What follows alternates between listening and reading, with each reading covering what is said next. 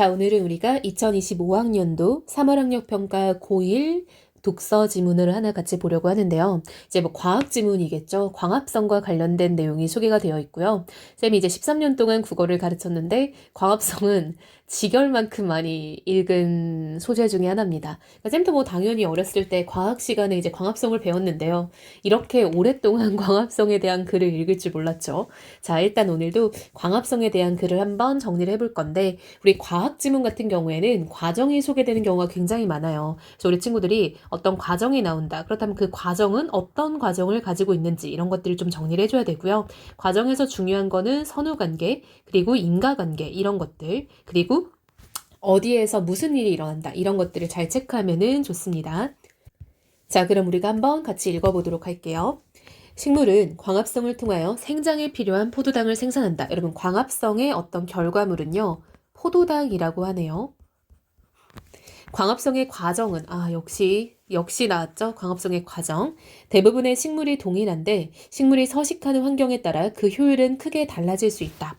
그래서 어떤 식물은 일반적인 식물과 다른 방식으로 광합성을 하도록 진화하였다. 자, 여러분 지금 보니까요. 광합성의 과정에 대한 이야기 중에서도 무슨 얘기를 하나 봤더니 환경에 따른 이제 효율에 대해서 얘기를 하고 싶은 거네요. 자, 오늘 쌤이 좀 목이 좀 안 좋아요. 학원에서 노숙을 했더니 약간 감기 기운이 있어서 목이 좀 평소보다 안 좋으니까 그 점은 좀 감안해서 들으면 좋을 것 같습니다. 그래서 어떤 식물들은 일반적인 식물과 다른 방식으로 광합성하도록 진화했다. 그렇다면 이들의 광합성 방식은 일반적인 식물과 어떤 차이가 있을까? 여러분, 의문형으로 지금 시작을 하고 있지만 사실은 그것에 대한 답도 본인이 알려주겠죠. 그럼 왜 이런 자문자답을 쓰는 것일까? 보통 일반적인 평서형으로 썼을 때보다는 조금 더 호기심을 유발하는 데 유리하기 때문에 이런 의문형을 쓰는 거죠. 자, 그럼 우리가 앞으로 읽게 될 주제는 뭔가 봤더니 자, 조금 다른 방식의 광합성을 하는 식물들이 어떤 차이가 있을까? 이거를 우리가 읽어야겠네요. 근데 그거는 왜 나타나는 거다? 환경에 따라 어떤 효율이 달라지기 때문에 이러한 변화가 나타났다는 걸 알 수 있겠네요. 자, 그럼 문제 우리가 본격적으로 이 문단 본론으로 한번 들어가 볼게요. 일반적인 식물의 광합성은 잎에 있는 여육세포에서 주로 일어난다. 광합성의 과정은 명반응과 안반응이라는 두 단계로 이루어져 있다. 명반응은 빛 에너지로 물을 분해하여 안반응에 필요한 화학 에너지를 생성하는 단계로 이 과정에서 부산물로 산소가 발생한다. 자, 여러분, 첫 번째 명반응이 나왔는데요. 얘는요, 빛 에너지로 물을 분해해서 화학 에너지를 생성한대요. 여러분 이걸 좀 간단하게 써볼게요. 물을 분해해서 화학 에너지, 이렇게 에너지는 E로 한번 약자로 써볼게요. 근데 뭘로 분해하나 했더니 빛 에너지를 통해서 분해를 한다라는 거 할 수 있겠죠. 자, 근데 이때 이 화학 에너지는 뭐 할 때 쓰나 봤더니 이거는 안반응에서 또 쓰는 거다라는 거 우리가 알 수 있겠네요. 자, 근데 그 부산물로 플러스 산소가 발생한다. 이렇게 정리하면 되겠죠. 안반응. 자, 명반응으로 발생하는 화학 에너지는 빛의 세기가 강할수록 많이 발생한대. 여러분, 세기가 강할수록 많다. 한마디로 이건 비례 관계네요. 그럼 우리가 여기서 이 관계는요. 빛의 세기와 화학 에너지의 어떤 양은 비례한다라는 거 알 수 있겠죠. 일정 수준 이상으로 빛의 세기가 강해져도 생산량이 더 증가하지는 않는다. 이건 좀 우리가 체크해야 되겠네요. 명반응 과정에서 발생하는 산소는 포도당을 생성하는 데 불필요한 요소이기 때문에 식물은 잎 뒤에 주로 분포되어 있는 기공을 열어 산소를 배출한다. 여러분 산소는 필요 없으니까 내보낸대요. 근데 이게 인간에게 필요하니까 식물의 이런 명반응으로 인한 산소는 인간에게 도움이 되겠네요. 기공은 산소를 배출할 때뿐만 아니라 안반응에 필요한 이산화탄소를 흡수하거나 체내 수분을 배출할 때도 열린다. 자, 여러분 우리 기공의 지금 역할을 세 가지 알 수 있게 됐어요. 그쵸? 기공의 역할 1번은요. 산소를 배출한대요. 자, 두 번째는요. 이산화탄소, 여러분 CO2라고 할게요. 쓰기 귀찮으니까 이거를 흡수할 때도 쓴대요. 자, 세 번째는요. 수분을 배출할 때도 쓴대요. 그래서 지금 기공의 역할은 세 가지가 소개가 됐다라는 거 알 수 있겠네요. 자, 세 번째 문단. 안반응은 자, 여러분 이제 새로운 이야기가 나오고 있죠. 명반응에서 생성된 화학 에너지와 기공을 통해 흡수한 이산화탄소를 이용하여 포도당을 생성하고 부산물로 물이 생기는 단계이다. 여러분, 명반응과 달리 암반응은요, 화학에너지와 이산화탄소를 이용해서 포도당을 생산하고 그리고 부산물로는 물이 생긴대요. 그럼 우리 이것도 한번 정리를 해볼게요. 암반응은 화학에너지와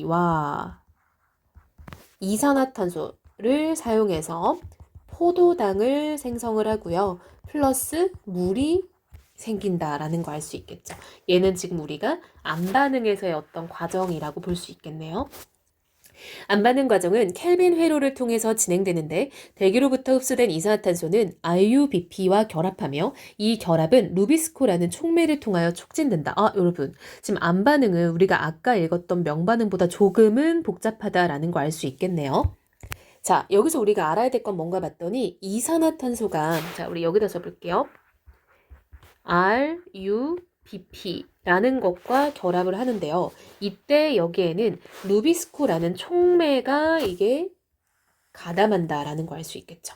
이 결합으로 세 개의 탄소가 결합한 삼탄당이 형성되고, 자, 여러분, 이 결합에서 삼탄당이 형성이 된대요.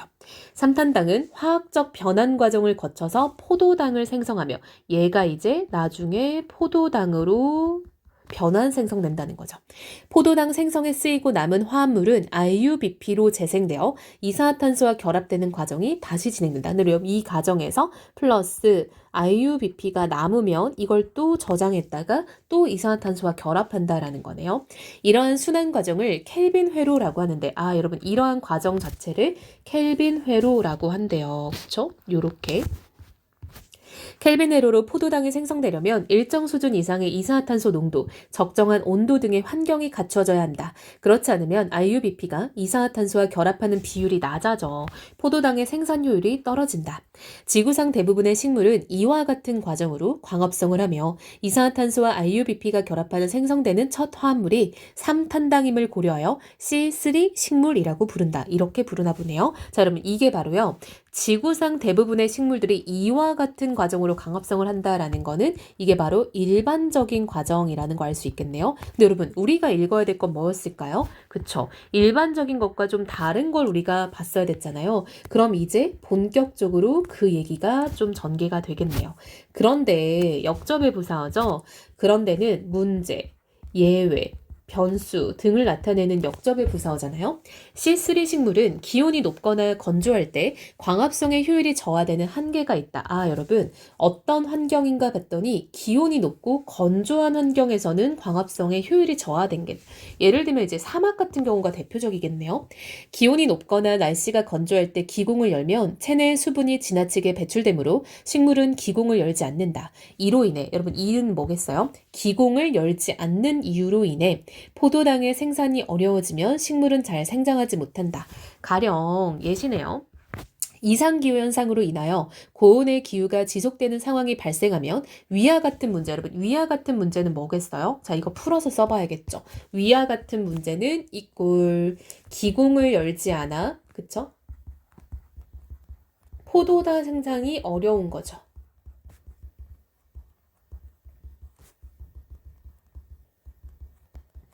C3 식물이자 대표적인 식량 작물인 쌀과 밀 등의 생산량이 감소하는 문제로 이어질 수 있다.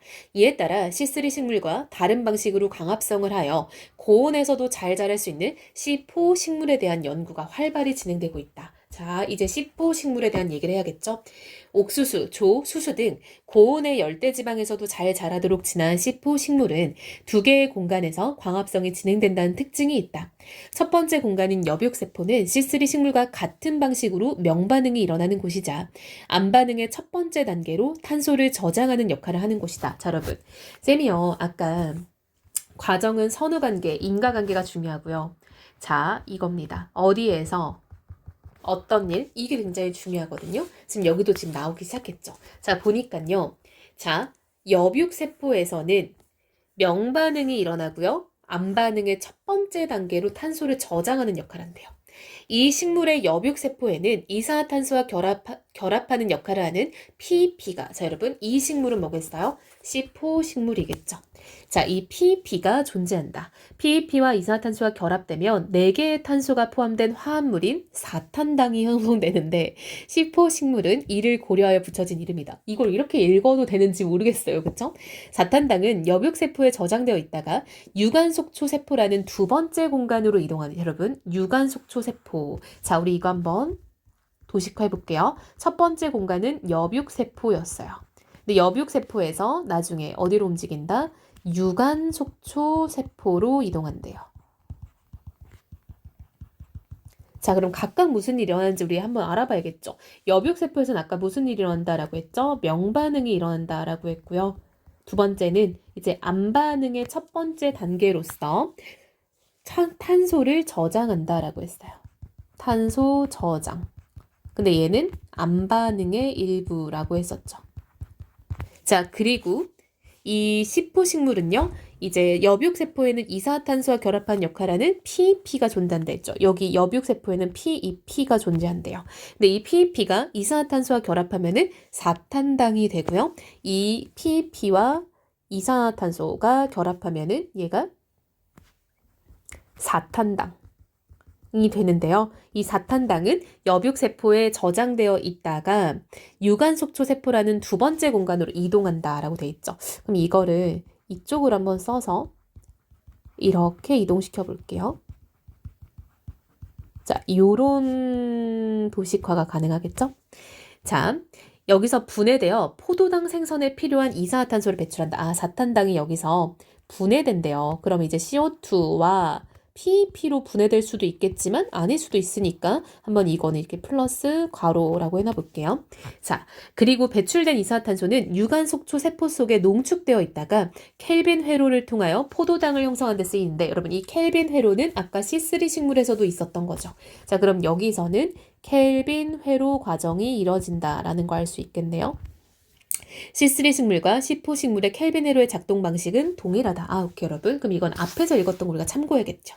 이러한 방식으로 C4 식물은 유관속초 세포 속에 이산화탄소 농도를 높게 유지함으로써 C3 식물에 비해 높은 광합성 효율을 보인다. 아, 왜냐면 여러분, 우리가 아까 C3 식물은요, 기공을 열어서 이산화탄소를 흡수하고 수분을 배출하는 역할 등을 한다고 했잖아요. 근데 이 C4 식물이라는 것 자체가 왜 논의가 됐냐라고 하면요. 이 C4식물은 얘가 지금 다 C4식물과 관련된 과정이잖아요. 얘들은 이제 고온이거나 건조한 환경에서 기공을 열면 이제 수분이 말라버리는 문제가 있는 거죠. 그래서 기공을 최소로 여는 거. 이게 이제 C4식물의 어떤 포인트겠죠. 근데 여러분 기공의 역할이 아까 3가지가 있었어요. 자, 뭐가 있었나라고 우리가 정리를 해보면요. 기공의 역할의 첫 번째는요.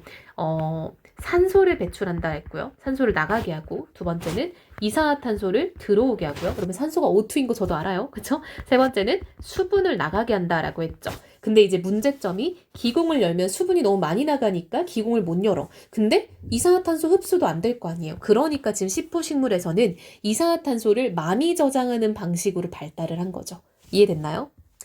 자, 마지막 문단입니다. 5문단이겠죠? C4식물은 비율은 전체 생물량의 5%에 불과하다. 그러나 이들의 광합성량은 전체 광합성량의 23%에 달한다.